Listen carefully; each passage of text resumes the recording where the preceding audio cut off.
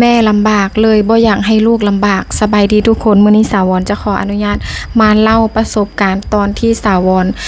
เป็นเด็กน้อยอยู่ในวัยชั้นประถมมัธยมตอนต้นตอนปลายด้วยความที่บ้านสาวรยากจนเนาะสาวรก็เลยเป็นคนที่แบบ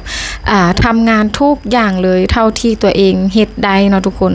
บ่ว่าจะไปหาปลาอยู่ในน้ำไปหาฟืนอยู่ในป่าหรือไปจ้างลกก้าดำนาสาวรก็เฮ็ดมาเบิดแล้วถามว่าลำบากบ่ถามว่าเมื่อยบ่โคตรเมื่อยเลยทุกคนแต่ก็ต้องเฮ็ดเนาะเพราะความจนทุกคนพอสาวรมีลูกสาวสาวรก็บ่อยากให้ลูกสาวมาลำบากคือตัวเองเนาะเพราะว่าฮักและก็สงสารลูกยิ่งลูกของเฮาบ่มีพ่ออีกยิ่งสงสารลูกแฮงทุกคนด้วยความที่สาวรเป็นแม่เลี้ยงเดี่ยวเลี้ยงลูกคนเดียวเนาะอยากให้ลูกสบายเนาะสาวรก็เลยต้องมีความอดทนพยายามให้หลายก่อนคนอื่นเมื่อยก็ต้องอดทนเพื่อลูกทุกคนได้เป็นคือสาวรบ่แบบเฮาเคยลำบากมาแล้ว